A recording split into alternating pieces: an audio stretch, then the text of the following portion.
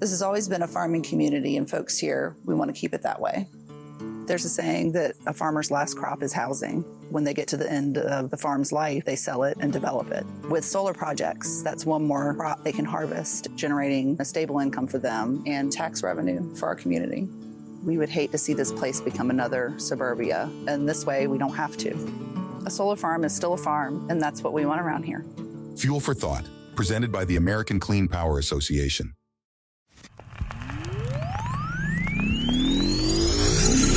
Here we go.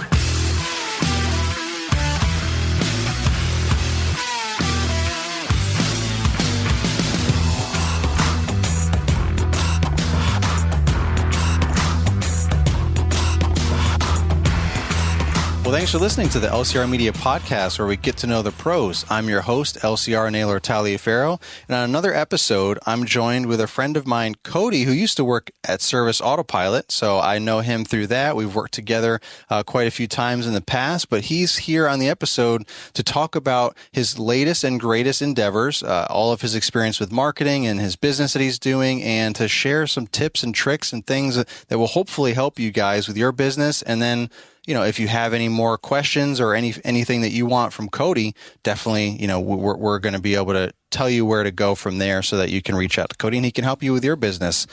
So Cody, how's it going? Oh man, I'm doing well. How are you? I'm great.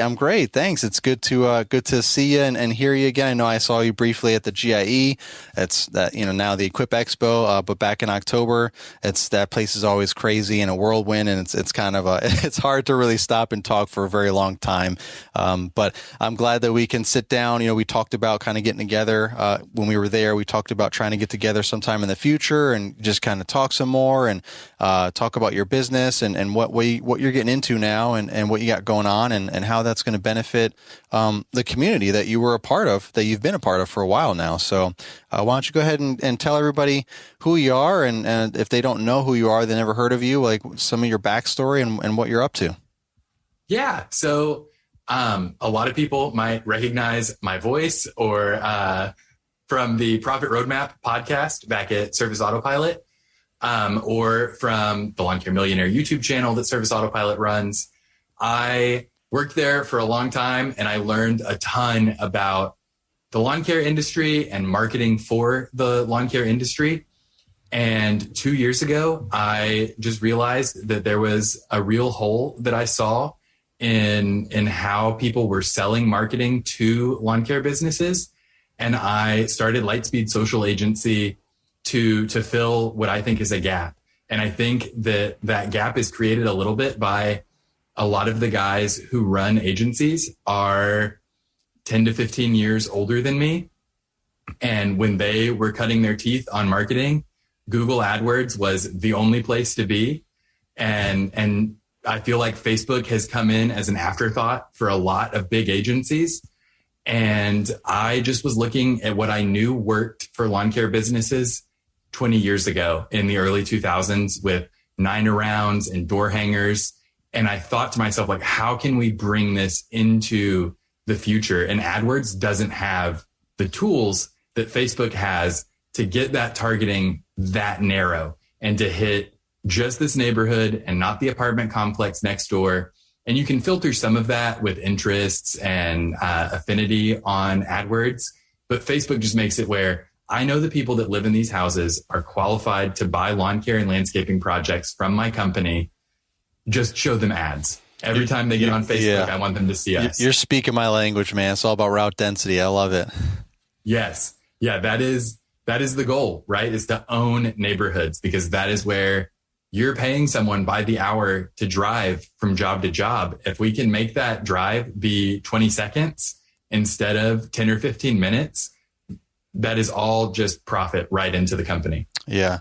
So before we dive more into that and how you can actually do that and how some folks can do that and the whole just overall scope of everything that you're talking about, why don't you give a little folks some backstory? Like how did you end up working for Jonathan at Service Autopilot? Everybody knows the Lawn Care Millionaire and all that. How did you even get involved in that? Because that's epic. Yeah. So for people who were with Service Autopilot a long time ago, I knew a guy named Brian who was he started the like launch team at SA. So he was in charge of helping onboard people. And I knew him through some mutual friends. And he had heard me complain about the job I was working at the time. I was still in college. And he knew the support department at SA was hiring. And so he referred me over and I got hired to work the support department. And the last interview round was with Jonathan. And he asked like what I wanted to do because he figured, I was in school. Maybe I had career plans. I was going to leave in 6 months. He wanted to know what I had going on. And I told him I had a real interest in writing. And he asked me like, have you ever considered working in marketing? And that's where all of it started. Good old Jonathan. He's really, he's very intuitive. He knows the right things to ask and he wants to grow people, help them succeed. Yeah. Yeah. So I worked in support for quite a while.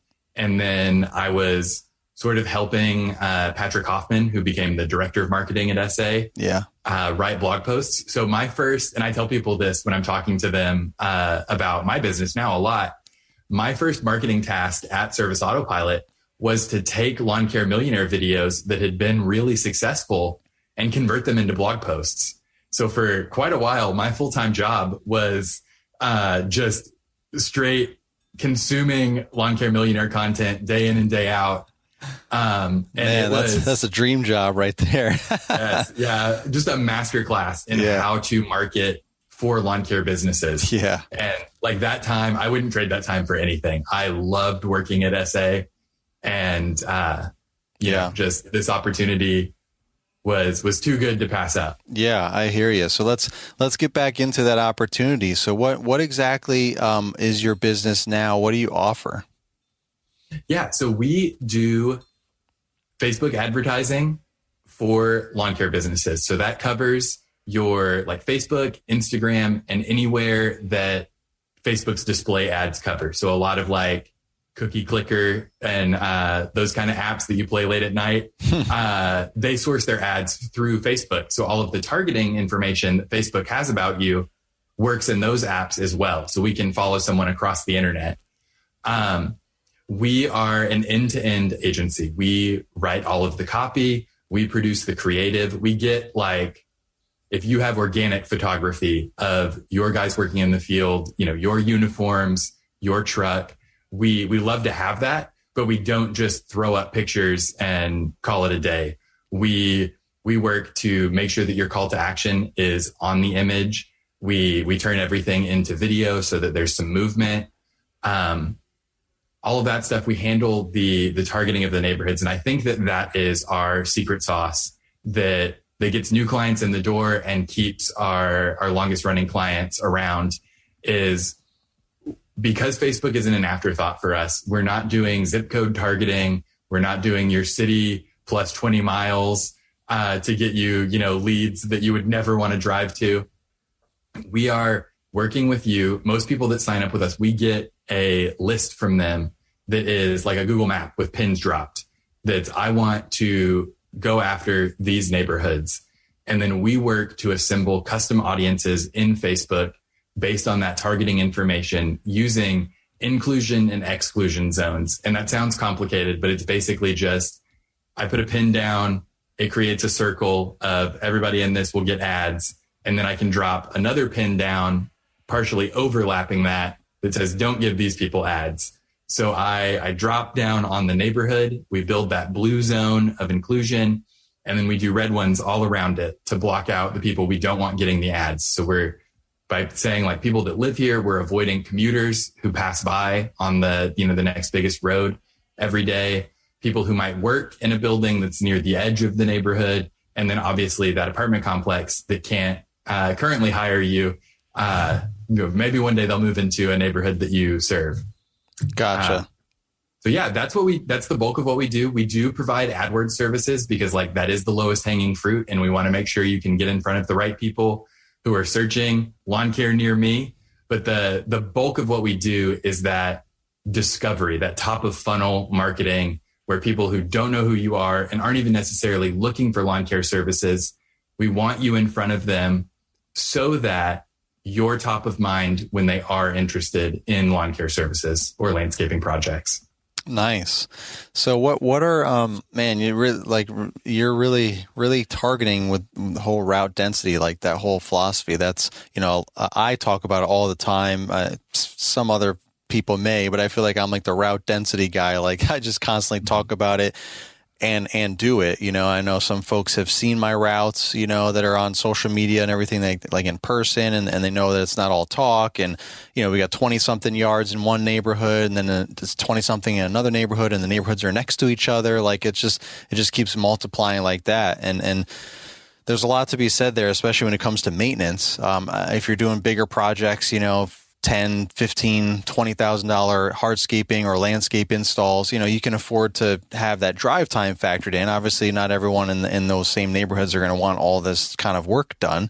But so, that's all part of it, and that's fine. You bring all your stuff to the site and you leave it there, right? And then the guys just come back and forth every day and chip away at it. So that stuff's kind of all factored in. But when it comes to like maintenance, you're just mowing lawns or trimming bushes or spraying yards, that kind of stuff, the profits get eaten up real quick when you're driving all over town, especially if you got 1, 2, 3, who knows how many guys and girls sitting in the truck with you, or van or whatever you're driving. So that I've been talking about that for so long, route density, and it seems like you're right on the same page with like helping that, from a marketing standpoint. I'm talking about like from a like when people contact you from out, like picking your service areas, like picking the neighborhoods and just focusing on those, marketing in those neighborhoods, which is what you're talking about too. But I'm also talking about like people, calling from other neighborhoods and saying no. For every no, you're going to get 2 yeses, or make space for 2 yeses. If you just keep saying, yes to all the wrong people, you're filling up your schedule with the wrong stuff. And now you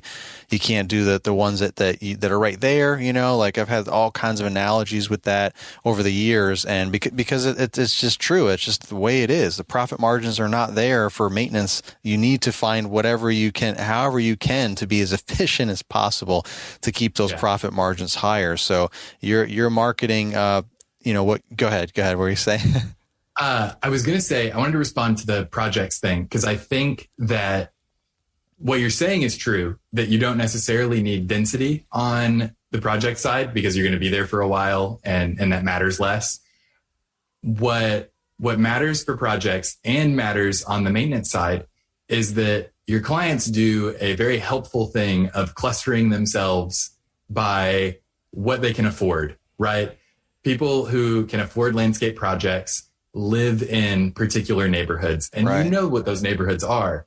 So when you need to advertise, if you're doing fire ring installs or decks, patio installs, or even, like your hardscaping and all of that, what neighborhoods can afford that. And so you're able to target them specifically, even if it's not that you need density. It's just that, you can't advertise like retaining wall installation in this neighborhood that you might do gangbusters for maintenance. They might need their lawns mowed, but they're not doing those big projects. Right. So it's helpful from that side as well, that where your targets are. Hey, LCR listeners, this is Cody from Lightspeed Social Agency. If you're tired of spinning your wheels every selling season, we want to change things up for you in 2022. We're a full-service digital marketing agency that only works with lawn care and landscape businesses. We specialize in hyper-local, neighborhood-by-neighborhood Facebook ads that generate right away ROI. Go to lightspeedsocialagency.com to schedule a call. Make sure to tell us Naylor sent you, and we'll give you $400 off your initial setup fee. That's lightspeedsocialagency.com. Toro's brand new battery-powered Revolution Series products are changing the lawn care industry. With all-day runtime from the innovative HyperCell battery system, you can expect to power through your entire day, every day. Head to revolution.toro.com to see how Toro is transforming the game with the latest equipment innovations, or click the link tree in the episode description to get you there fast. So to my point, transitioning was, and that's basically what you guys are really trying to focus on, right? Yes. Yeah, absolutely. We want to get that targeting as tight as possible. And you can do this, right? Like I have a video on my YouTube channel that I'll ask Naylor to throw in the description, where I walk you through how to do this targeting. You can absolutely do this yourself, and it will. I've heard so many lawn care business owners tell me, like, Facebook ads don't work. Like I need much warmer leads to make money. And to be honest with you, the problem is not the marketplace. It's that you're not selling correctly. And you need to, if you want to pump your money into Facebook, they will gladly take it for you to target your ads completely wrong, and they'll deliver them because that's how they make their money. Yeah. So you have to make sure that you're targeting correctly. AdWords and Google is a completely different beast from Facebook, and people who are really successful running, do-it-yourself campaigns on AdWords can struggle when they come over to Facebook because the marketplace is a lot cooler and you have to work to bring people in. But yeah, I'm like, you can do this yourself. Right. I know that so many lawn care business owners are DIY guys, and that support is there. You can learn how to do it, and you can absolutely go do it yourself. 100%. Yeah. But obviously there's tools and resources out there to one, help with that, maybe make it easier. And let's be honest, sometimes a lot of us are just running around. We don't have the time, or we don't feel like we have the real, mindset for that, right? We all kind of have our things. Some guys are real field oriented guys. Some guys are real operational guys. So, you got to find out what your flavor is, what your strength and your passion is, and focus on that, and like outsource the other stuff, find someone what's the Brussels sprout on your plate that you would not like to eat? Exactly. Find someone that loves Brussels sprouts and get them on board. Yeah. So, I wanted to also ask you, is there maybe like one or two things, talking about marketing and things that people do wrong that you've seen over the years? I think that there is a tendency, and now that I am also a small business owner, I feel this in myself, you turn on a campaign and it runs for, a day or two, and you don't immediately see the return on investment coming in, and you panic and you turn the campaign off, and then you definitely wasted that money because you don't know whether it was going to work or not. It'd be better to, let it play out, see what happens. And then you can actually say, well, I wasted that money, but I didn't really, because I learned something that didn't work. Right. I know the fear of turning on a campaign for, selling something that matters to you and being like, is it going to work? Yeah. And it's funny to have so much confidence that I know that our ads generate results for lawn care and landscaping businesses. But when I need to do it for my business, suddenly I'm like, oh, can I do this? Yeah. And I know that a lot of business owners feel that same way. Yeah. Because it becomes so personal. Yeah. Yeah. Yeah. What's something well, you did kind of say how to combat that by, just letting it play out so you can kind of see if there's any kind of time frame for you to look at some results there. What are some other tips, or one tip I should say, for anyone that is trying to maybe see if they can do some of this stuff themselves as far as from improving their marketing? I think the most valuable thing that you can do when you're prepping your marketing materials is to think about one person and write everything to them. So if you have a client that's been with you for a long time, they're a good customer, think about how you would sell to them, or pick someone who just maybe they don't live in your service area, but that this is the kind of person that I sell to pretty regularly, that personally, mm-hmm. and write all of your marketing copy as though you're explaining your services to them. You're trying to sell them on your services, because you're going to think of the things that they would object to in the sales pitch and respond to them. When you just sit down and you're staring at a blank page and you don't know where to start, you can end up going in a bunch of different directions if you think of every possible objection to your sales pitch. Or, well, this person I talked to last week said this thing, and this other person I talked to said this other thing. It's much easier if you focus on that one person and you respond to how they're going to receive what you're selling. It's going to focus your writing, and it's going to make it produce better results sales wise, because it's going to be coherent. Yeah, that's excellent advice right there for sure. So where can anyone get more information, about you and what you're talking about? I know you have a YouTube channel, you said, that we can refer to, and obviously we'll put the links in the show notes, but where can everyone find you, some resources? Yeah, so we have our YouTube channel where we're putting out content pretty regularly through the selling season. And then we have a blog on our website. What's the name of the YouTube channel? Oh, it's Lightspeed Social Agency. I was just Okay. there'll be a link. They'll go find it. Yeah. Well, It's sometimes Lightspeed people Social hear it Agency and they just go right to it, you know. So we want to put it on there and then also put the link in case they do want to click on it. So yeah, that makes sense. Yeah, so that it'd be the name of your company. But I just wanted to double check. Perfect. Yeah. And we are putting out marketing tutorials there to help people get the mindset shift that I feel like lawn care and landscaping business owners need to have as they think about marketing and growing their business, and very practical, like the Facebook targeting stuff that I talked about. Here's a screen recording of me doing it and telling you how to do it, so that you can take those tools and see them work in your business. Even if working with us is not something that's in the cards, I've been a part of this community for a long time, and I love being able to help people grow their business and take care of their families and their employees. Yeah, for sure. And what about if they want to reach out to actually have you do their Facebook marketing ads and everything for them? Where can they? What exactly do they have to go to? Yeah, lightspeedsocialagency.com. Okay. And I'm sure Naylor will drop a link for you. Absolutely. If you don't want to type that whole URL.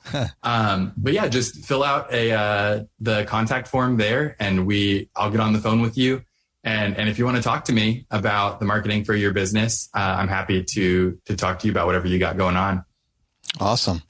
Well, that's all good stuff, especially, thinking about the whole route density thing and how I keep talking about that. I mean, that this will hopefully help some of the folks that are listening that I talk about. It's another way of like, well, how do I get that route density? Like, that's all fine and dandy to say that, but how do I do that? Just like you got to know your numbers. Well, how do I know my numbers? Like, so now we actually kind of gave some tips there on how to actually focus on that route density. And obviously you are a great resource that folks can potentially reach out to you for. And we'll have all that information in the description of this podcast episode.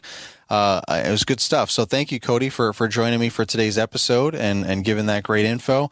Marketing is something that I think people really just, I think they overlook, or they think it's just like, oh, it's just putting out some door hangers or something, or whatever. And they don't necessarily think about some of the stuff that you talked about and that we talked about on this episode that could really be the game changer for their business. Like maybe they're wondering why things aren't growing the way they want, or not getting that route density. And these are maybe hopefully the missing links for them. So thank you for explaining that and hopefully starting to, like you said, get a mind shift for folks, and they can reach out to you and at least watch the YouTube videos and maybe continue that progression, and then reach out to you and start marketing better so they can have some better route density and just overall better profits. So thank you, Cody. Yeah, of course, man. Thanks so much for having me. Yeah. I look forward to talking to you in the future and seeing what other fun things you get into, and hopefully hearing some success stories from the community, the lawn and landscapers out there. Awesome, man. Thanks so much. All right. Well, thank you guys for listening. As always, we thank the Toro Company for sponsoring the LCR Media Podcast. That's the Lawn Care Rookie signing off.